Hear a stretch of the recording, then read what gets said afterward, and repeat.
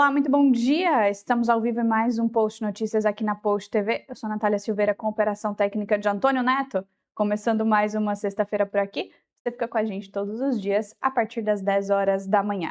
Não esqueça aí de nos seguir nas redes sociais. Nós somos @PostTV no Instagram, também TikTok. Nosso portal é post.tv.br. No Facebook você nos encontra por Post TV. Se você ainda não é inscrito no nosso canal, faça isso agora. Se inscreva, ative o sininho também para não perder nada da nossa programação. Lembrando que esse programa tem oferecimento da Prasc, Associação de Praças, e dos policiais e bombeiros militares do nosso estado. A gente aqui nos estúdios da Post TV está sempre a Contato Internet, maior provedora de internet do sul de Santa Catarina, e ainda a Unesc, a nossa universidade. Dito isso, vamos saber como fica a previsão do tempo para o dia de hoje, para este final de semana? Quem conta pra gente? Ronaldo Coutinho, através do Clima Terra no Instagram. O frio perde força, mas a chuva começa a indicar que vem com força aqui no sul. Nos próximos 5 dias, de hoje até o dia 30, nós temos o quê? Um bom volume de chuva aqui no sul do Brasil. Começa já um pouquinho aqui no norte do Paraná nessa sexta. No fim de semana a chuva se espalha, e segunda e terça se espalha aqui pelo sul. Tu vê que ela pega a metade norte do Rio Grande, Santa Catarina, boa parte do Paraná, Paraguai e sul do Mato Grosso do Sul. Dá uma trégua no centro-oeste do país. Lembrando, olha aqui a escala, ó, o pessoal quer perguntar, tá aqui, ó, bem definidozinha a escala de chuva. Então no sul pode chegar a 100 milímetros aqui no sudoeste do Paraná. Essa chuva aqui em Minas Gerais é mais hoje, no fim de semana fica mais seco. No Rio de Janeiro, Espírito Santo, pouca coisa também, no fim de semana mais seco. Outra região que preocupa aqui, ó, entre Natal, João Pessoa, Recife, Maceió, Aracaju, pode chover forte, principalmente João Pessoa e Recife entre hoje e o fim de semana pode ter transtornos com chuva forte nessa faixa aqui do Nordeste. Tu vê que chove também no leste da Bahia, aqui no Ceará, no Elefantinho, Norte do Maranhão. Na área central do país, tempo seco. Pega aqui, ó, boa parte de Minas, interior do Nordeste, Tocantins, Goiás, Mato Grosso, também tempo seco. No Amazonas para cima, tem um pouco de chuva pegando de Manaus para Roraima. Olha aqui nos 15 dias, como a chuva ganha corpo aqui no sul do Brasil. Ó. Pode chover bastante no sul do Brasil nesses próximos 10, 15 dias. Tem que ficar bastante atento. Esses volumes aqui, ó, indicam volumes de 150 a 250 milímetros. Diminui a chuva no sudeste, mas chove um pouquinho ainda no litoral de São Paulo, Rio, Espírito Santo. E aqui no nordeste também, ó. Outra região que preocupa, Natal, João Pessoa, Recife, Maceió, Aracaju e Salvador. Principalmente aqui, ó, nesse cantinho aqui, entre o Elefantinho e o Pernambuco. Lá para o norte também tem alguma chuva significativa. E na área central do país, finalmente, comportamento normal. Em termos de frio, nós vamos ter aqui, ó, no começo de julho, novamente frio. Agora ele dá uma trégua, tá frio lá fora. Estamos com temperaturas de 8 abaixo de zero em Bom Jardim, 8,3. Aqui em São Joaquim está com 5, 6 negativo. Está frio em Porto Alegre, está frio em Floripa, Floripa com 4 graus. Criciúma com meio grau, até menos. São Paulo também está frio, Mato Grosso do Sul. O frio dá uma trégua no fim de semana, mas volta semana que vem. O pessoal tem que ficar bem atento. Sigam a gente, compartilhem o vídeo e tenham uma boa sexta-feira. Na Climaterra, Ronaldo Coutinho. Essa foi a previsão do tempo através do Clima Terra no Instagram e que aqui no nosso programa tem oferecimento da Araçu. A Araçu cuida das embalagens defensivas e das futuras gerações.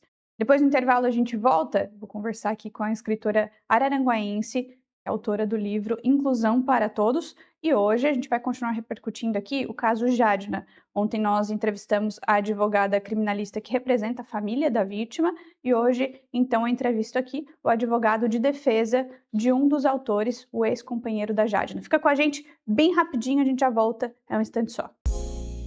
Já pensou em transformar a sua beleza do jeito que você sempre sonhou? Conheça a nossa clínica, que é referência em cirurgia estética facial. Com procedimentos personalizados, técnicas avançadas e atenção aos detalhes, aqui nós garantimos resultados naturais e do jeito que você sempre sonhou.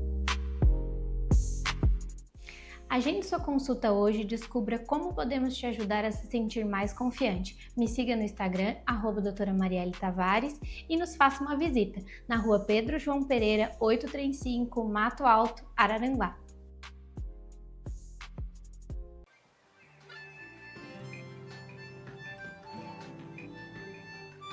Aqui em casa, cada um vive no seu próprio mundo. O papai no trabalho, a mamãe sempre falando com alguém que eu nunca vejo, e a minha irmã não largava os jogos dela. Então eu pegava o celular e ia jogar também. Aí um dia a gente fez algo diferente.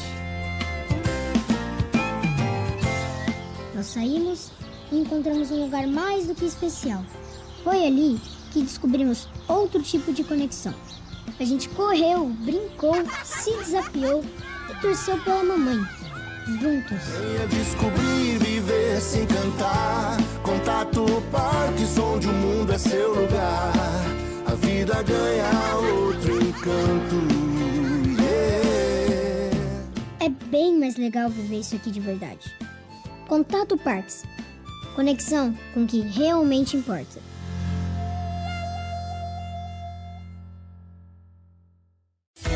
No mês de junho, ajude a campanha Geração Solidária da Casa da Fraternidade, comprando sabonete Febo de 100 gramas e sabonete líquido bebê Granado de 250 ml. Aproveite somente no supermercado Giasse. Assim você contribuirá para um futuro melhor de mais de 600 crianças, jovens e famílias que a Casa da Fraternidade atende. Economize e contribua, fazendo parte dessa geração solidária da Casa da Fraternidade.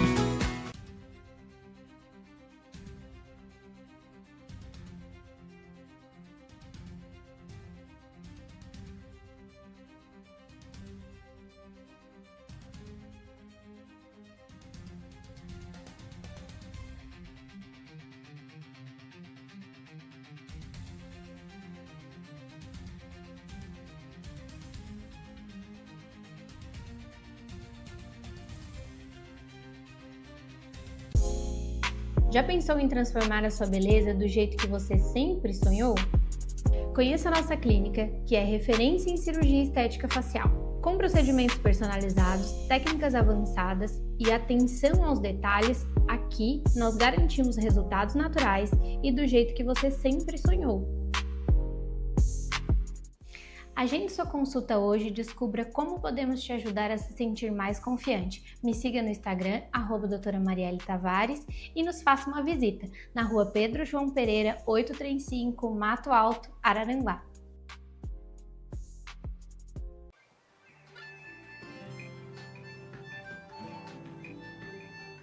Aqui em casa, cada um vive no seu próprio mundo. O papai no trabalho, a mamãe sempre falando com alguém que eu nunca vejo, e a minha irmã não largava os jogos dela. Então eu pegava o celular e ia jogar também. Aí um dia a gente fez algo diferente. Nós saímos e encontramos um lugar mais do que especial. Foi ali que descobrimos outro tipo de conexão. A gente correu, brincou, se desafiou e torceu pela mamãe. Juntos. Venha descobrir, viver, se encantar. Contato Parques, onde o mundo é seu lugar. A vida ganha outro encanto. Yeah. É bem mais legal viver isso aqui de verdade. Contato Parques. Conexão com o que realmente importa.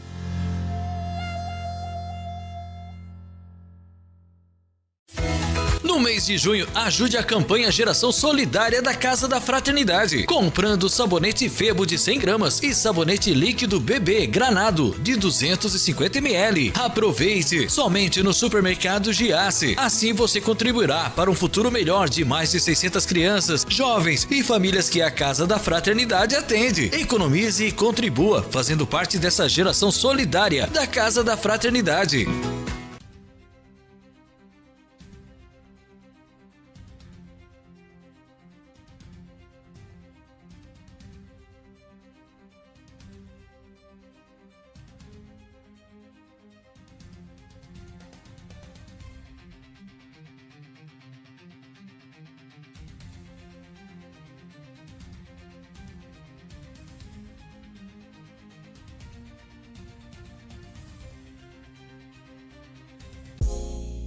Já pensou em transformar a sua beleza do jeito que você sempre sonhou?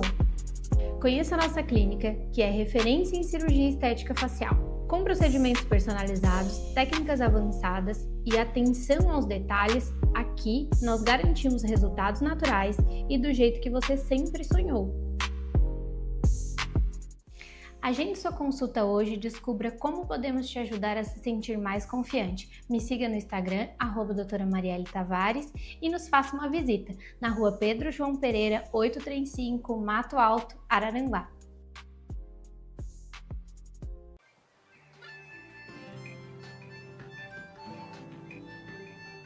Aqui em casa, cada um vive no seu próprio mundo. O papai no trabalho, a mamãe sempre falando com alguém que eu nunca vejo, e a minha irmã não largava os jogos dela. Então eu pegava o celular e ia jogar também. Aí um dia a gente fez algo diferente. Nós saímos e encontramos um lugar mais do que especial. Foi ali que descobrimos outro tipo de conexão. A gente correu, brincou, se desafiou e torceu pela mamãe. Juntos. Venha descobrir, viver, se encantar. Contato Parkinson, onde o mundo é seu lugar. A vida ganha outro encanto. Yeah. É bem mais legal viver isso aqui de verdade. Contato Parks. Conexão com o que realmente importa.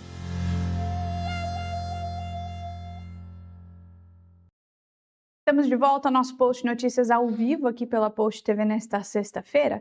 A gente vai falar um pouquinho aqui de literatura, também de educação, de certa forma. Eu recebo aqui nos estúdios ela que é professora, também escritora e autora do livro Inclusão é para Todos, que inclusive está sendo lançado hoje oficialmente. Lucidéia dos Navegantes, me permita que te chamar de Lucy. Muito bom dia, um prazer te receber aqui.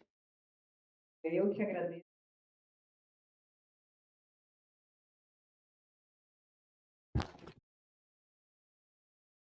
E também eu acredito bastante. Quem é esse público? Já pensou em transformar a sua beleza do jeito que você sempre sonhou? Conheça a nossa clínica, que é referência em cirurgia estética facial, com procedimentos personalizados, técnicas avançadas e atenção aos detalhes. Aqui nós garantimos resultados naturais e do jeito que você sempre sonhou. Agende sua consulta hoje e descubra como podemos te ajudar a se sentir mais confiante. Me siga no Instagram, @doutora Marielle Tavares, e nos faça uma visita na rua Pedro João Pereira. Bom, agora sim, estamos de volta no nosso Post Notícias ao vivo aqui pela Post TV nesta sexta-feira. E eu recebo aqui nos estúdios ela que é professora, escritora araranguaense, autora do livro Inclusão é para Todos, inclusive sendo lançado oficialmente hoje. Lucidéia dos Navegantes, permita te chamar de Lucy por aqui. Bom dia, prazer te receber na Post TV. Bom dia. Eu que agradeço a divulgando esse projeto que a gente criou dentro do nosso coração e queremos compartilhar com o máximo de pessoas possível, dar uma palavra de acolhimento, de carinho e de amor a todas as famílias atípicas da nossa cidade de Araranguá e dos demais municípios próximos de nós. Uhum. Lucy, como é que começou assim, você é professora, né? Mas como é que começou essa paixão pela literatura para que pudesse escrever também livros infantis, também ter colaborações? E como é que foi isso para ti, esse início de carreira mesmo? Eu tinha um sonho de escrever um livro e comecei a escrever em 2021, né? Nós lançamos o nosso primeiro livro infantil, ele está na Amazon, ele já concorreu a alguns prêmios literários na fase do infantil ali, mas só de receber a indicação eu já fiquei feliz, porque o meu objetivo era escrever um livro, eu não imaginava que eu teria tanta repercussão assim, e as crianças estarem gostando dessa história, e já fizemos vários trabalhos com esse livro nas escolas que eu trabalho. E Que foi o depois... Rato na Torre. Foi o Rato na Torre, isso mesmo. E depois, quando a gente vê que as pessoas estão gostando, porque a minha linha literária é baseada em fatos reais. Eu gosto de escrever tudo que é de verdade, tudo que acontece, tudo que a gente está acompanhando. O segundo livro, que foi Superação, um livro para as mulheres, são histórias de pessoas incríveis que venceram grandes dificuldades. O terceiro veio com a coletânea Crônicas, Poemas e Histórias para as Famílias. E o quarto livro é um livro didático, nosso primeiro desafio, porque escrever um livro didático é algo diferente, né? Totalmente um trabalho muito profundo. É trabalhar com literatura e atividades, é uma experiência muito marcante. E agora o nosso quinto livro, que é Inclusão para Todos, que vem com o objetivo de chamar a atenção de todas as pessoas da sociedade e mostrar para vocês quem realmente faz parte dessa inclusão. Inclusive, aqui na capa do livro, como você pode observar, nós temos aqui as pecinhas com as palavrinhas que diz quem são essas pessoas Que fazem parte disso. que fazem parte dessa inclusão e tem que ser algo real, né, na nossa sociedade. Você pode falar para as pessoas. Bom, tem aqui escola, família, o AE, né, que é o atendimento especializado. Aí tem nós, os amigos, a igreja, você e eu. Nós São todos. todos Então, nós, né? quer dizer que o que eu quero chamar a atenção é que ninguém ficou de fora. Nós temos um grupo gigante na sociedade, todos fazemos parte dessa inclusão teórica e prática, porque não adianta só a gente falar e a gente não vê isso acontecendo. E eu quero só dizer que, pessoal, o que é mais importante? Vamos parar e refletir. O que eu posso fazer para estar ajudando uma família atípica? Qual é a minha contribuição? Qual é a minha participação na vida dessas pessoas? Tem alguma pessoa com deficiência na tua família? Tem. Tem. Então você me entende. Então tem famílias que não têm, na minha não tem. Só que, por trabalhar com as pessoas que apresentam alguma deficiência, a gente começa a entender, essa pessoa precisa da minha ajuda. O que eu posso fazer para ajudar em sociedade? O que eu posso fazer? Eu vou trancar uma criança em casa? Será que a inclusão está acontecendo só na escola e em casa? Eu não posso levar essa criança em outro ambiente? No mercado, numa farmácia, numa praça, num show, no shopping, no cinema? Eu não posso levar essas crianças porque lá não tem inclusão. Lá não acontece. Eu preciso entender de que maneira a gente pode estar contribuindo. Como que eu vou fazer isso? É tão pouquinho que a gente pode fazer para ajudar essas famílias que têm essas crianças em casa. Eu já vi casos de crianças com autismo no nível 3, com suporte, que não saem de casa, porque a criança desregula, porque não tem um ambiente adequado, um ambiente que possa estar oferecendo o mínimo de atenção àquela criança. Então isso me preocupa muito. Lúcia, eu folheando aqui teu livro, eu percebo que você não fala somente do autismo, né? Não. Traz também TDAH, a própria deficiência intelectual, síndrome de Down, enfim. Então é um livro que, de fato, traz a inclusão até mesmo de todas as deficiências. Ou das Todas. principais, na verdade, Isso, né? eu comentei as principais, porque a gente está atendendo na escola, né? Claro que existem muitas outras deficiências, os transtornos e as síndromes que a gente não comentou no livro, mas aí a gente colocou também as leis, né? A LBI, que foi lançada para defender, para melhorar esse trabalho da inclusão nas escolas, para garantir os direitos ao acesso dessa criança, ao atendimento especializado também na escola. Então, o mais importante é mostrar que cada um de nós tem a sua participação positiva para contribuir para ajudar essa família atípica, essa família que tem essa criança com deficiência, essa criança que nasceu de um sonho, não é verdade? Vamos pensar, eu não tenho filho deficiente, mas se eu tivesse, eu também iria estar levantando essa bandeira 2 vezes mais. Porque eu trabalho com crianças atípicas desde 2005, quando terminei a minha primeira pós-graduação de psicopedagogia. Naquela época, olha só, tem 21 anos, né, que a gente trabalha com essas crianças com dificuldades, com transtornos. Então, eu quero dizer que é fácil o nosso trabalho? De jeito nenhum. A gente coloca muito amor, a gente coloca muito acolhimento, muito carinho, muita atenção com a criança, com a família, auxiliando em tudo que a gente pode. A gente adapta os materiais, a gente cria um currículo didático adaptado de acordo com a necessidade da criança, de acordo com o que ela pode estar desenvolvendo. Tudo isso é muito observado no nosso trabalho. E a gente coloca muita, muita dedicação, porque aquela criança não é minha, não é da minha casa, da minha família, mas ela está ali em minha responsabilidade. Uhum.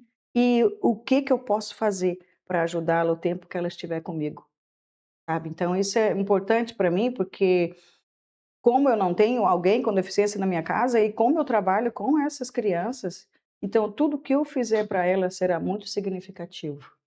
É pouco que eu posso fazer? É um pouquinho cada dia, mas em nenhum momento eu deixei de fazer.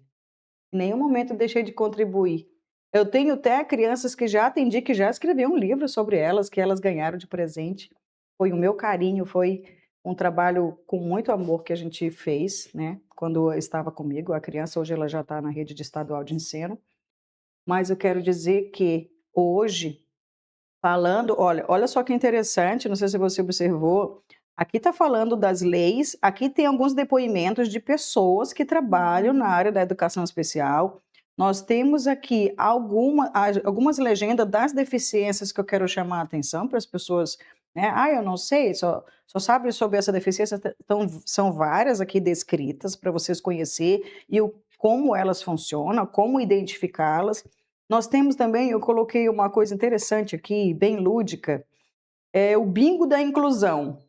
Olha que legal, o bingo da inclusão. Quais são as palavras que eu posso estar utilizando nessa atividade? E eu coloquei também alfabeto da inclusão. Olha que legal. Uhum. Quais são essas palavras mágicas, essas palavras doces que a gente pode estar colocando no nosso trabalho para poder ajudar essa criança e essa família? E eu tenho também o caça-palavras da inclusão.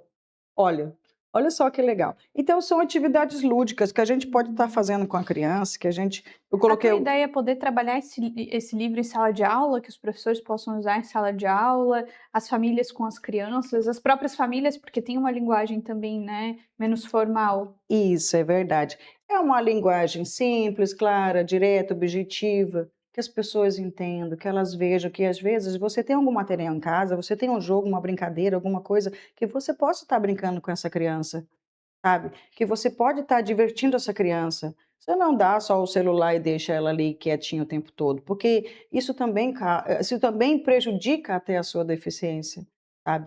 Tudo tem que ser dosado, tudo tem que ter a sua hora certa. Criança precisa brincar, precisa ouvir história, precisa ouvir uma música, precisa desse momento lúdico, precisa ter esse contato com a família, com outras crianças. Isso tudo é muito importante. Só que eu quero dizer que hoje nós não temos os dados assim definidos de quantas crianças com laudo fechado nós temos em Araranguá. Nós não temos Uhum. essa Estatística. estatística, porque cada dia que passa vai crescendo mais o número de crianças Uhum. com laudos. Cada dia que passa. E fora que tem um grupo muito grande para investigação. Então, isso é preocupante. Isso é caso de que todos nós na sociedade devemos olhar com um terceiro olhar da psicopedagogia. Como é que eu vou ajudar essa família? Como é que eu vou ajudar essa criança? Eu não sei se você conhece, mas em Curitiba tem o Parque São Lourenço. Lá existe um espaço com brinquedos inclusivos. É um lugar lindo, maravilhoso. Tive o prazer de conhecer. Então eu penso, o que que nossa sociedade está fazendo para acolher essas crianças? Não existe um lugar para elas brincar. Aqui mesmo em Araranguá foi inaugurada uma cabine, né, uma cabine TEA para justamente ter essas ferramentas para estimular a Isso, criança com autismo, né. isso é muito bom, muito importante. É o começo. É, o- Isso é, na praça é aberto, né, é então um jardim sensorial, por uhum. exemplo, que eu já vi só na PAI, e também esse espaço de brinquedo inclusivo, que eu ainda não vi aqui em Santa Catarina, eu só vi em Curitiba. Mas é uma ideia que seria muito, muito louvável trazer para a nossa cidade. É um espaço aberto, onde tem os brinquedos inclusivos, onde tem acesso até os cadeirantes, poder entrar. Tem brinquedos que eles também podem participar, sabe? Então, eu acho que a gente tem que pensar em todos. Quando eu falo inclusão Uhum. é para todos nós, junto com eles. Você acha que a sociedade tem se aberto um pouco mais também para discutir a inclusão, para de fato tratar a inclusão como um ponto essencial? Sim, Tem se falado muito sobre isso. Inclusive, o ano passado, eu terminei uma pós-graduação sobre educação especial na Unesc. Uhum. Então, o que que acontece? Que antes também nem se tinha, né, uma graduação especificamente para Não, educação especial. não existia, né, 30 anos atrás, a gente só falava de psicopedagogia, foi que Uhum. eu fiz a primeira. Então, depois nós viemos fazendo outros cursos e mais cursos, porque nós precisamos nos atualizar. Como que a gente vai estar atendendo melhor essa criança? Como que eu vou estar trazendo uma qualidade de vida melhor para ela dentro da escola? Como auxiliar essa família lá fora da escola? Então, hoje a gente fala muito sobre isso. Mas a prática, ela ainda está bem deficiente. Ela ainda Uhum. precisa melhorar muito. Então, eu vejo que hoje nós temos sim um ambiente inclusivo teórico perfeito, onde precisamos ver o que podemos melhorar. Essa é uma ideia dessa área dos brinquedos inclusivos para as praças da cidade. Uhum. Seria uma ideia assim, como a inclusão na prática, na real, Uhum. sabe? Como que eu vou levar uma criança que desregula com o barulho, com o som, ter um ambiente específico para eles? Uhum. Isso seria incrível.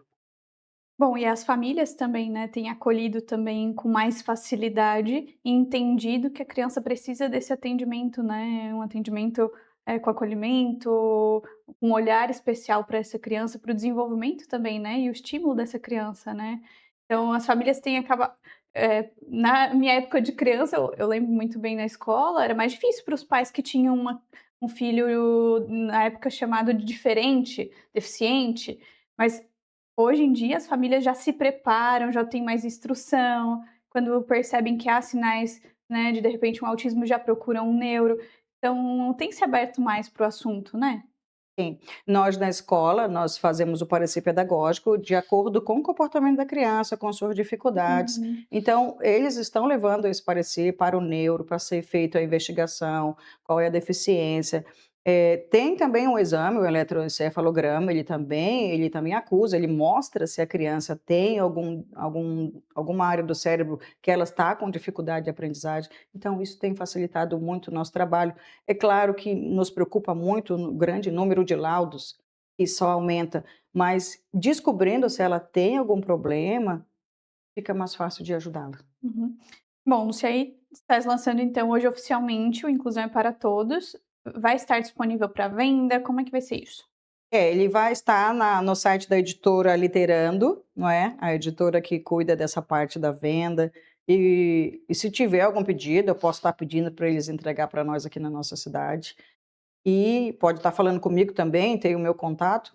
E a gente está aí disponível, né, para levar para as escolas, para levar para todas as áreas educativas sobre esse trabalho, sobre esse projeto, como que a gente vai estar auxiliando essas pessoas na inclusão na prática. Uhum. O pessoal consegue te acompanhar também nas redes sociais? Consegue achar meu Instagram, lucideia.navegantes. Fechou. Muito obrigada pela tua participação aqui com a gente. Parabéns pelo trabalho. Muito sucesso, Lúcia. Eu que agradeço. Tudo de bom, muito obrigada. Perfeito. Ó, eu continuo aqui ao vivo no nosso post notícias. Daqui a pouquinho, depois do intervalo, a gente vai continuar repercutindo aqui o caso Jade na custódia. Hoje eu converso com um advogado criminalista que representa o ex-companheiro da Jade, né, ele que foi indiciado por feminicídio. Ontem nós conversamos com a advogada criminalista por parte da família, hoje então por parte do acusado. Fica com a gente, já volto bem rapidinho, é um instante só. Já pensou em transformar a sua beleza do jeito que você sempre sonhou? Conheça a nossa clínica, que é referência em cirurgia estética facial. Com procedimentos personalizados, técnicas avançadas e atenção aos detalhes, aqui nós garantimos resultados naturais e do jeito que você sempre sonhou. Agende sua consulta hoje e descubra como podemos te ajudar a se sentir mais confiante. Me siga no Instagram, @doutora Marielle Tavares, e nos faça uma visita na rua Pedro João Pereira, 835, Mato Alto, Araranguá.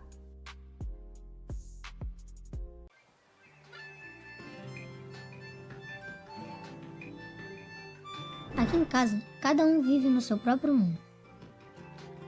O papai no trabalho, a mamãe sempre falando com alguém que eu nunca vejo, e a minha irmã não largava os jogos dela. Então eu pegava o celular e ia jogar também. Aí um dia a gente fez algo diferente. Nós saímos e encontramos um lugar mais do que especial. Foi ali que descobrimos outro tipo de conexão. A gente correu, brincou, se desafiou e torceu pela mamãe. Juntos. Venha descobrir, viver, se encantar. Contato Parkinson, onde o mundo é seu lugar. A vida ganha outro encanto. Yeah. É bem mais legal viver isso aqui de verdade. Contato Parks. Conexão com o que realmente importa.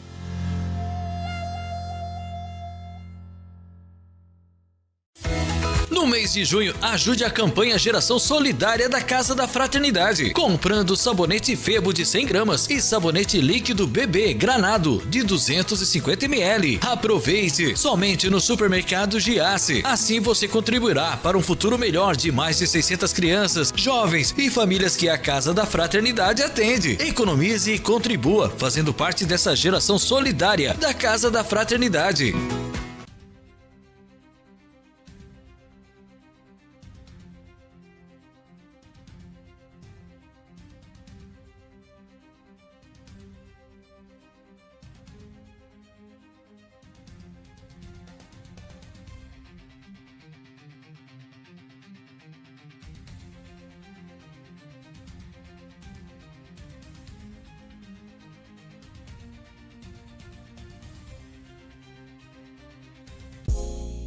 Já pensou em transformar a sua beleza do jeito que você sempre sonhou? Conheça a nossa clínica, que é referência em cirurgia estética facial, com procedimentos personalizados, técnicas avançadas e atenção aos detalhes. Aqui nós garantimos resultados naturais e do jeito que você sempre sonhou. Agende sua consulta hoje e descubra como podemos te ajudar a se sentir mais confiante. Me siga no Instagram, @doutora Marielle Tavares, e nos faça uma visita na rua Pedro João Pereira, 835, Mato Alto, Araranguá.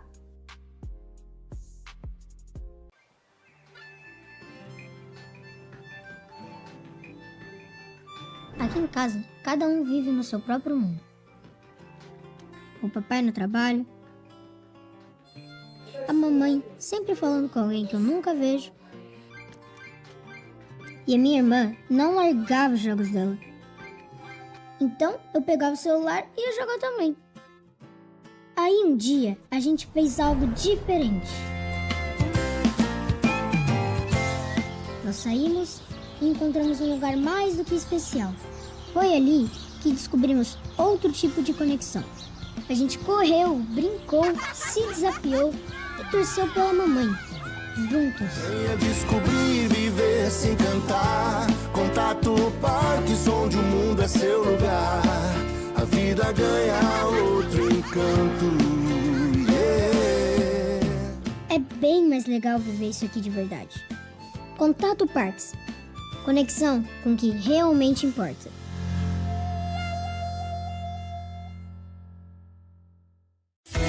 No mês de junho, ajude a campanha Geração Solidária da Casa da Fraternidade, comprando sabonete Febo de 100 gramas e sabonete líquido bebê Granado de 250 ml. Aproveite somente no supermercado Giasse. Assim você contribuirá para um futuro melhor de mais de 600 crianças, jovens e famílias que a Casa da Fraternidade atende. Economize e contribua, fazendo parte dessa geração solidária da Casa da Fraternidade.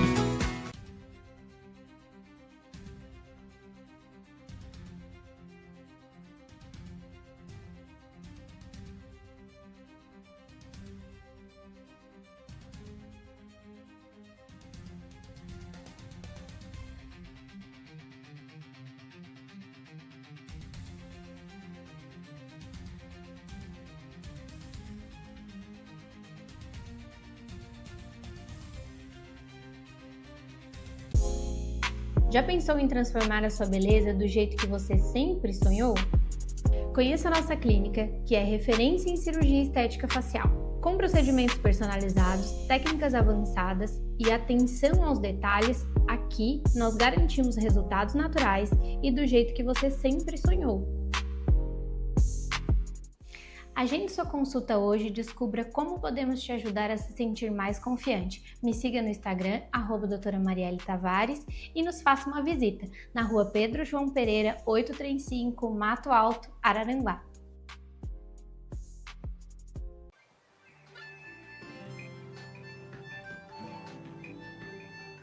Aqui em casa, cada um vive no seu próprio mundo. O papai no trabalho, a mamãe sempre falando com alguém que eu nunca vejo, e a minha irmã não largava os jogos dela. Então eu pegava o celular e ia jogar também. Aí um dia a gente fez algo diferente. Nós saímos e encontramos um lugar mais do que especial. Foi ali que descobrimos outro tipo de conexão. A gente correu, brincou, se desafiou e torceu pela mamãe. Juntos. Venha descobrir, viver, se encantar. Contato Parkinson, onde o mundo é seu lugar. A vida ganha outro encanto. Yeah. É bem mais legal viver isso aqui de verdade. Contato Parks. Conexão com o que realmente importa.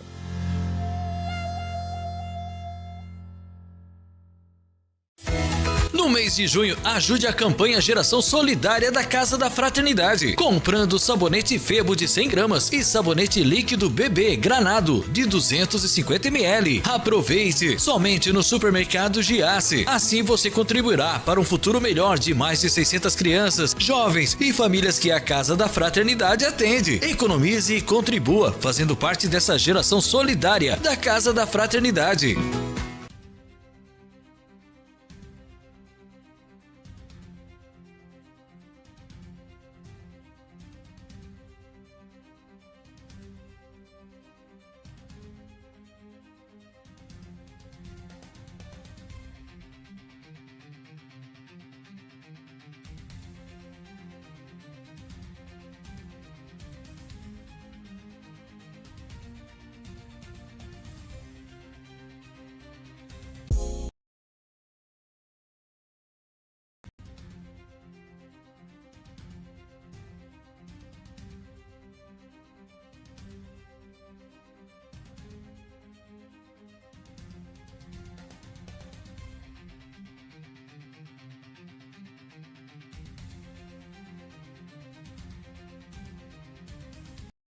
Estamos de volta ao nosso Post Notícias ao vivo aqui pela Post TV nesta sexta-feira.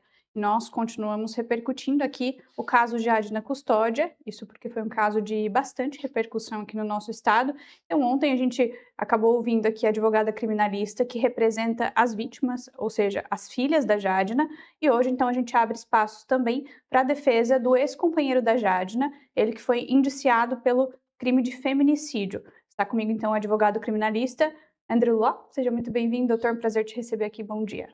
Bom dia, Natália. É um prazer, né, estar aqui. Agradeço pelo espaço. É um prazer também, né? Bom dia a todos que nos escutam, assistem. E, enfim, né? Estou aqui para ouvir e responder também, enquanto advogado do Paulo, tudo isso que está acontecendo. Doutor, como é que a defesa recebeu essa notícia em relação ao indiciamento, então, do Paulo, que era o ex-companheiro da Jadna, professor, inclusive, no IFSC de Criciúma, um cara conhecido, né, e que as pessoas já conheciam, já se falava muito também na prisão dele, que ele já estava preso. Como é que vocês receberam essa informação? Assim, né? A gente recebe, né, enquanto advogado, com muita tristeza, mas sem nenhuma surpresa. Né? Tristeza porque não há, isso eu falo com toda convicção, não há até o momento absolutamente nenhum indício de que o Paulo tenha a mínima participação neste feminicídio. Nada, absolutamente nada. Eu falo isso com toda tranquilidade. Eu falo aqui abertamente que estou disposto a responder absolutamente qualquer pergunta que tu tenha a me fazer sobre isso, porque a gente não tem nada a esconder.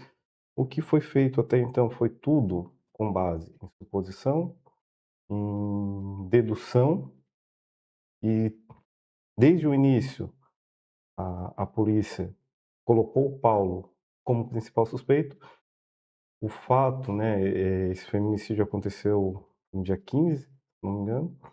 Já no dia 16, estava pedindo, né, havia uma sugestão por parte da polícia pela prisão temporária do Paulo, com base em boatos. Então, e o que se trabalhou muito e tem se trabalhado, infelizmente, a polícia tem trabalhado com aquela visão de túnel que a gente chama, né, em que eu não tento olhar o todo. Eu olho só dessa forma, eu só vou te ver e não vou ver mais nada ao redor. E é isso que a polícia tem feito, é nesse sentido que as investigações têm sido conduzidas. Então, é com bastante tristeza, mas sem nenhuma surpresa. Uhum. Doutor, desde o primeiro momento, como tu falaste, o nome do Paulo foi citado como um dos principais suspeitos, né? Porque, segundo a informação que eu tive, a própria Jade, em nenhum momento de lucidez no hospital, antes de ir para a cirurgia, ela teria citado 3 nomes, que seria o do Paulo, o do irmão, né, que é policial militar, e o do cunhado, que também é policial militar. Ela teria citado esses 3 nomes. Você acha que foi levado em consideração isso pela polícia para iniciar uma investigação também? Essa suspeita dela, de repente, já de se sentir ameaçada, de se sentir coagida por essas 3 pessoas? Então, assim, eu entendo que é importante, né, porque, bom, ela mencionou 3 pessoas, porque seriam 3 pessoas que ela teria desavenças, né, ou até, de fato, existia uma protetiva contra o Paulo, então é natural que ela suponha que, olha, podem ser, né, de todas as pessoas que eu conheço, tem esses 3 que seriam, digamos assim, os meus maiores desafetos, comecem por ele. Isso faz sentido, né, porque, ok, então a polícia vai ter da onde partir. Só que, e depois? Chegamos no Paulo. Então, ok, vamos ver o que a gente acha do Paulo. E não foi o que aconteceu. Então, porque eu te falo, né, de novo, e aqui até conversávamos antes, me questionou e eu falo novamente, viraram a vida inteira do Paulo. Foram no trabalho do Paulo, pegaram computadores que o Paulo trabalhava, pegaram tablets, pegaram o celular do Paulo, reviraram as contas bancárias do Paulo, foram atrás dos pais do Paulo, da esposa do Paulo, e não encontraram absolutamente nada, nada. Porque no início das investigações falava-se assim: vamos com os celulares, né, com a apreensão dos celulares, podemos encontrar esses indícios. Não encontraram. E aí não tem conversa, não existe conversa entre o Paulo e o suposto executor. E no indiciamento, o que se diz é assim, bom, a ausência de conversas entre eles indica que há alguma coisa. Então, né, é esse sentido lógico que se tem colocado. Ah, porque o Paulo demonstrou foi o que se foi dito ao longo da investigação, foi que o Paulo demonstrou um vínculo muito próximo com esse suposto executor. E o vínculo próximo é que este executor teria sido aluno do Paulo em um período de 3 ou 4 meses no IFSC, né, a partir de um projeto de egressos do sistema prisional. Então é esse o vínculo próximo. E falaram, olha, porque essa pessoa tinha o contato do Paulo. Eu também sou professor, tem vários alunos que têm o meu contato, né, porque a gente fornece, enfim. E aí, se algum deles cometeu um crime, eu vou ser suspeito porque isso é um vínculo próximo. Então, é nisso que se tem trabalhado, é esse caminho que se tem dado para colocar o Paulo como suspeito. Doutor, no primeiro momento, até a própria DIC já identificou quem seria o executor depois acabou também sendo preso no Paraná, né? Uhum. Esse executor ele não tinha nenhuma ligação com a Jadna, né? Nem a Jadna, nem as filhas dela conheciam esse homem. Então, imagina como é que foi feita essa ligação aí, como tu falavas, poder ligar esse executor ao Paulo para que de fato o Paulo se tornasse o principal suspeito dessa investigação? Então, assim, em delegacia, esse executor, ele ficou em silêncio. E aí, no momento posterior, em uma conversa informal, que diga-se de passagem é ilegal, mas enfim, por algum motivo a delegacia decidiu prosseguir. Em uma conversa informal, ele disse que conhecia a Jadna há mais de 20 anos e outras coisas ele só falaria depois em juízo. Mas essa pessoa, nesse depoimento informal, teria dito que conhecia a Jadna há muito tempo. Então, né, e que sabia onde era a casa da família dela, algo nesse sentido. Foi isso que ele relatou. E eu perguntei ao Paulo: "Paulo, né, como que ele" "Não sei. Em algum momento, Paulo, tu pode ter dito isso, isso". "Não, eu nunca falei absolutamente nada para ele de onde ela morava". E o que ele diz nessa conversa é que ele sabia, e aí quando ele foi lá fazer essa tentativa de compra da casa, ele foi para conferir se de fato ainda era a casa dela. Agora, se é verdade ou não, né, até porque, enfim, não sou o defensor dele, isso nem deveria ter acontecido, mas foi o que ele disse.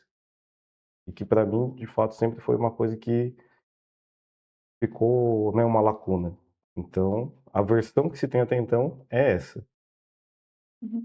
No primeiro momento, a própria Dick foi quem identificou esse executor, né? Até se trabalhava ali com a hipótese de que poderia ter sido um roubo, enfim.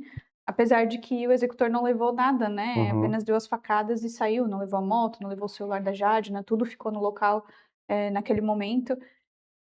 O que pode ter acontecido para ter se perdido aí também essa primeira intuição da polícia, né? Que teria sido roubo, depois se transformou em feminicídio.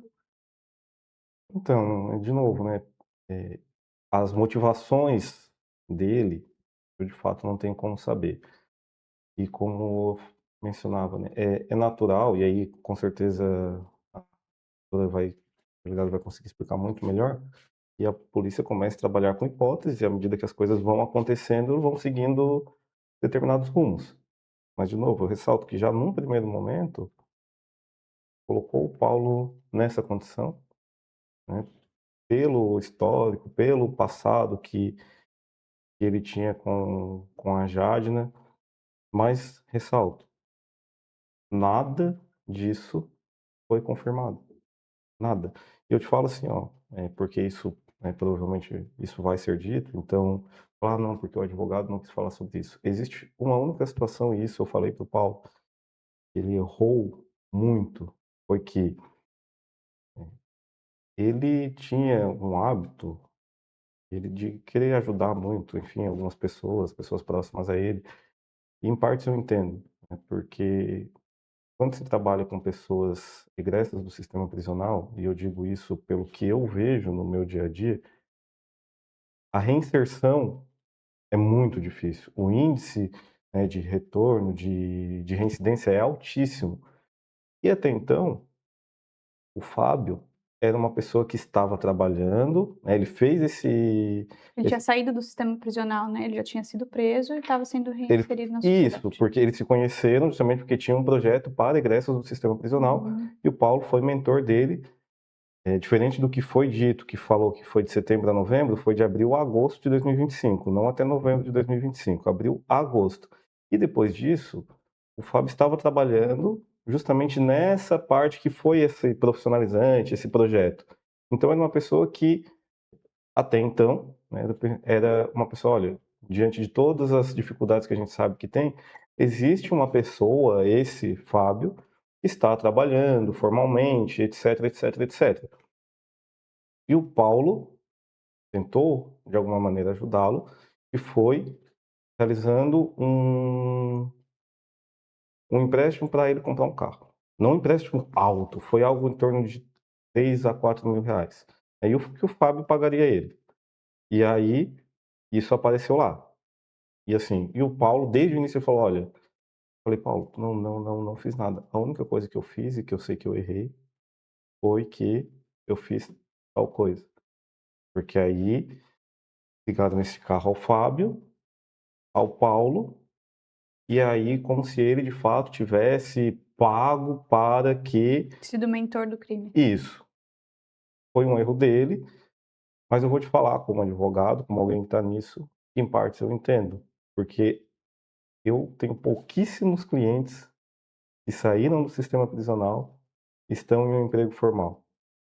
Então, por exemplo, eu já fiz coisas de ir lá e depois, enfim, cliente ir lá e comprar coisa para eles, para ajudar, e, né, mas que é um erro, óbvio. Então isso vai aparecer. Fora disso, E toda tese não faz sentido. Não faz sentido, por exemplo, porque se um fato que aconteceu, vamos colocar a partir da premissa que houve essa violência doméstica, 2020, 2021. Até 2026 não teve absolutamente nenhuma intercorrência. E aí a tese da polícia é: bom, mas ia ter uma audiência agora. Não faz sentido porque, bom, vamos partir dessa lógica da polícia. Faria sentido ele fazer alguma coisa no momento em que ele foi denunciado e faria sentido ele fazer alguma coisa após uma sentença condenatória. Agora, bom, peraí, eu esperei até agora para acontecer a audiência, pode ser que eu seja absolvido. E aí eu vou lá e vou mandar matar, e vou, né, fazer tudo isso. E aí, de novo, suposições. Nós não podemos trabalhar com suposições, porque isso é muito grave. Não podemos trabalhar pelo fato de que existia uma medida protetiva, com certeza foi ele. Bom, pode ter esse indício. Então vamos começar daqui. Isso é plenamente compreensível. Né? Não, o Paulo tinha uma desavença com a Jade. Não, vamos partir daqui. Agora, o que nós achamos? Nada. Absolutamente nada. Pediram, de novo, celular, não tem uma conversa. Né? As herbes, que é as antenas do celular, para ver o Paulo e o Fábio juntos, próximos, né? Nada também. Então, o que liga os dois? É porque se tinha essa informação também, na verdade um burburinho que até mesmo não foi confirmado de forma oficial, é porque hoje que a polícia vai falar oficialmente com a imprensa, dando detalhes aí da investigação, mas se tinha um burburinho aí relacionado à questão do Fábio ter saído daqui, ter encontrado o Paulo no IFSC em Criciúma. Isso aconteceu? Aconteceu, mas não da forma. De novo, vamos lá. O que aconteceu? Ele saiu, ele foi no IFSC, não lembro exatamente a hora. Vou botar que era 11h30, meio-dia. E ele começa. O crime foi às 8 horas da manhã. Isso no dia 15. Foi no mesmo dia, tá? Ok. E aí ele chega lá e começa a procurar o Paulo pelo IFSC. Não encontra. Ele sai e volta ali depois de 1 hora, se não me engano. E pega uma peça com o Paulo, que ele tinha deixado com o Paulo, de alguma coisa de trabalho. Pega essa peça e sai. Tudo isso dura 5 minutos. Ele chega, encontra o Paulo, volta ao laboratório e vai embora. E a pessoa responsável pelo local em que o Fábio trabalhava confirmou que o Fábio, de fato, naquele mesmo dia, levou essa peça. E aí, de novo, logicamente, faz sentido que o Paulo, na condição de mandante, vá se encontrar com o executor no local de trabalho, no mesmo dia dos fatos, cheio de câmeras, sabendo que isso ligaria diretamente os dois. Logicamente, pense, bom, se o Paulo é esse gênio do crime, como estão colocando, que apagou tudo, que deixou nenhum rastro, vai justamente no dia encontrar com ele embaixo de um monte de câmera, no local de trabalho, sabendo que isso evidentemente seria utilizado contra ele. Então, assim, são situações que, de fato, são prejudiciais, mas são situações que não demonstram, que não comprovam a tese. Então, até de novo, né? E por isso que vou falar isso aqui, né, que me perguntou quando eu cheguei aqui, falou, não, como, mas não como advogado dele, mas eu realmente acredito, eu acredito. Enquanto não tiver algo de fato demonstre isso, eu vou acreditar. Porque nenhuma testemunha mencionou que tinha medo ou qualquer coisa do Paulo. Inclusive, a única testemunha que mencionou sobre a Jade não falou: que a Jadna não mantinha contato com o Paulo por causa da medida protetiva. O Paulo, de fato, se ele fez isso ou não lá atrás, se ele teve esse histórico de violência doméstica ou não, isso a justiça vai decidir. Agora, o fato é que desde o momento em que foi imposta essa medida protetiva, ele nunca descumpriu. Ele nunca tentou qualquer aproximação com a Jadna. Então, por isso eu tenho essa tranquilidade e vejo de novo, não há nenhum fato concreto que ligue um ao outro, que ligue o Paulo como mandante. Não tem uma conversa, não tem absolutamente O nada. próprio Fábio, em depoimento, não chegou a citar o nome do Paulo? Ele fala que o Paulo não teve absolutamente nada a ver com isso. Né? Então ele fala, não, foi uma questão minha, por questões passadas, e o Paulo não, foi perguntado e falou, não, o Paulo não teve nada a ver com isso. Bom, o senhor deve ter tido acesso ao vídeo que a Post TV postou ontem da Jadna, um vídeo que nós gravamos em 2024 em um evento aberto e gravamos vários depoimentos de várias vítimas de violência doméstica e naquele dia ela compartilhou a história dela falando sobre como era esse contexto de violência e que ela tinha medo de fato do ex-companheiro, ela coloca isso, até mesmo porque nesse depoimento dela ela fala que ele usava dessas causas, né, tanto na área civil, que tinha a ver com a filha deles, quanto na área criminal também, que ele respondia aí por crimes sexuais e também cárcere privado, né. Essas audiências que começariam na próxima semana seriam relacionadas a esses processos criminais, é isso, doutor? Seria uma audiência a respeito, né, dessa acusação de cárcere privado e o crime sexual. É importante até ressaltar que, num primeiro momento, o próprio Ministério Público pediu arquivamento. Não houve denúncia em um primeiro momento por parte do Ministério Público, justamente por não existirem os indícios suficientes de autoria e materialidade. Então, aí depois foi feito um recurso administrativo perante o próprio Ministério Público, né? E foi, enfim, daí sim feita a denúncia. E sim, seriam sobre esses fatos que são narrados, enfim, né, desse passado, dessa acusação sobre esses crimes de cárcere privado. O Paulo, ele nega os fatos, doutor?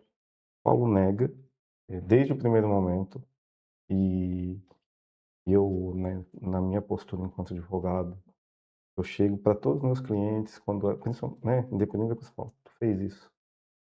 E eu perguntei desde o início para ele, Paulo, se tu fez, tu me fala. Porque eu, vou- eu sou teu advogado, vou fazer a tua defesa. O meu papel, o meu trabalho é um trabalho técnico. Mas eu preciso que tu me fale, porque alguma coisa vai aparecer. E ele bate no peito e fala, não fui eu. Eu tinha meus problemas com a Jadna, sim, mas ela é a mãe da minha filha, eu jamais iria desejar isso para ela. Jamais iria querer vê-la morta. Então, assim, isso é muito triste. O que aconteceu com a Jadna é horrível, porque o meu papel aqui jamais vai ser justificar esse tipo de violência. Só que a gente não pode combater uma injustiça com outra. E aí, quando a gente vê, né, cartazes falando justiça por Jadna, eu concordo. O que a gente tem que buscar de fato é isso, é justiça. Só que justiça não se faz com ódio, justiça não se faz com dedução, com suposição, justiça se faz com provas. E até agora não existe prova. Existem sim inúmeras suposições. E suposição não deve ser o suficiente para colocar uma pessoa 30, 40 anos na prisão. Então, volto a dizer, não existe uma única prova. Em algum momento aparecer qualquer coisa, eu vou ter a tranquilidade de falar abertamente. Eu sei que quando acontece, quando eu tenho clientes, já foram acusados, enfim, seja do crime que Uhum. for, e que eu peço condenação nos termos da lei, nos termos da justiça. E no caso do Paulo não existe. Não existe. Se acharem alguma coisa, eu me disponho a retificar, a falar. Com certeza eu vou mudar, eu vou chegar, eu vou cobrar o Paulo. Mas eu, hoje, acredito, sim, na inocência do Paulo.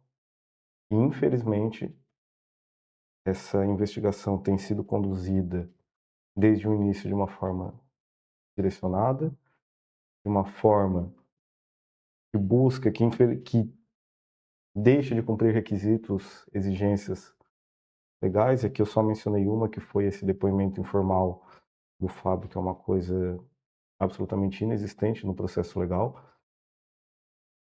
Mas, ressalto, não há nada, absolutamente nada, que coloque o Paulo. Eu acho pouquíssimo provável que, revirada a vida dele do jeito que reviraram, não acharia nada. As mesmas suposições que foram suficientes para iniciar a investigação estão sendo suficientes para o indiciamento. É claro que a delegada vai lá, vai falar dos avanços da investigação, vai falar que tem provas inequívocas da proximidade dele. E não tem. As provas inequívocas é porque o Paulo foi tutor do Fábio, porque o Fábio tinha o contato do Paulo, porque tinha, né, essas denúncias de violência doméstica, e volto a dizer, isso pode sim ser suficiente para uma suspeita, mas a suspeita ela precisa se confirmar, e não se confirmou absolutamente nenhuma relação enquanto a isso, até o momento. Doutor, depender, né, da como o Ministério Público definir aí pela denúncia ou não, do Paulo e também do Fábio, eles podem ir a júri popular. Quais serão os passos agora da defesa aí, nesse processo? Olha, então, é como falando abertamente aqui, e isso a gente vê na Uhum. prática, a presunção de inocência ela existe no papel. A partir do momento em que uma pessoa é colocada como suspeito, todo mundo já vê ela como culpada. E isso tu pôde perceber, por exemplo, pelo post que vocês fizeram ontem, o teor dos comentários das pessoas. Elas já tomam isso como certeza. E uma coisa que eu sempre digo é que toda acusação parece verdadeira até que a defesa comece a falar. Então, passos agora, primeiro, é apontar as inúmeras nulidades existentes nessa investigação, ciente da probabilidade de não serem aceitos os argumentos defensivos, porque não existe uma paridade entre defesa e acusação. Isso é absolutamente inexistente. Então, a gente está sempre em um pé de desigualdade, mas sobretudo, apontar inicialmente essas nulidades, porque uma nulidade, uma ilegalidade não é prejudicial só para o Paulo, isso é prejudicial para a sociedade. Porque se a gente aceita hoje contra o Paulo, e amanhã pode ser a Natália, pode ser o André. Então, porque essas nulidades, muitas vezes, elas criam situações que não existem. Então, o primeiro ponto é esse. Feito isso, fazer as defesas do Paulo de forma técnica, desde o primeiro momento, e se for o caso de ir a júri, é demonstrar perante o conselho de sentença a completa ausência de provas contra o Paulo. E aí a única coisa que eu espero, de verdade, é que as pessoas que sentem lá, e a gente chegar nisso, estejam dispostas a escutar e ouvir, não ao André, o advogado, mas as provas do processo. Porque qualquer pessoa que se disponha a abertamente olhar essas provas, ou melhor, a ausência de provas, vai ver que não existe conclusão lógica para a condenação do Paulo. Então, eu entendo e concordo O que aconteceu com a Jadna foi grave, foi cruel e precisa se responsabilizar, sim, as pessoas que têm relação com isso. Mas precisa se responsabilizar com base em provas, com base em situações concretas, porque quando a gente condena uma pessoa sem provas, quem perde é a sociedade. Porque isso não é benéfico. Isso não é benéfico no combate a nenhum tipo de violência. Isso não é benéfico no combate à criminalidade. Porque quando tu prende um inocente, ou tu prende ou condena alguém na dúvida, tu corre um grande risco de condenar um inocente, deixar que o responsável continue livremente. Então isso não é prejudicial apenas para o Paulo. Isso é prejudicial para a sociedade. Eu digo, processos como o do Paulo, que têm sido conduzidos da forma que têm sido conduzidos, são extremamente difíceis de defender. Não pelas provas, mas pela ausência delas. Porque, na teoria, a gente diz, né, que quem tem que provar é quem acusa. Só que quando tu chega perante um conselho de sentença e tu não tem provas, infelizmente a tendência é condenação. Quando não se há documentação, infelizmente, nós seguimos numa lógica de condenação. Mas eu acredito sim, muito, no tribunal do júri, justamente porque as pessoas sofrem pelo que aconteceu. Mas a sociedade também não quer injustiça. Ninguém quer injustiça. Então, condenar um inocente, condenar na dúvida, condenar... Ninguém ganha com isso. Não haverá justiça por Jadna se condenar o Paulo apenas com base em suposição. E eu não acredito na condenação do Paulo também, porque eu tenho plena convicção, quanto mais as investigações avançarem de forma séria, de forma coesa, mais distantes elas vão ficar do Paulo. E eu tenho tanta tranquilidade que eu te falei aqui no início. Eu estou disposto a falar absolutamente sobre qualquer coisa. Não existe um ponto em que... né? Porque apesar de ser uma investigação sigilosa, tudo vai se tornar público. Então, e isso é uma delicadeza desses tipos de casos, porque as pessoas são condenadas já antes de sentarem no plenário.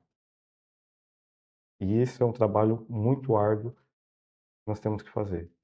É demonstrar a humanidade do Paulo cada vez e continuar de forma técnica, demonstrando que ele é inocente. Perfeito, doutor. Muito obrigada por ter participado aqui com a gente na Post TV, por ter trazido aí também a perspectiva, né, do suspeito.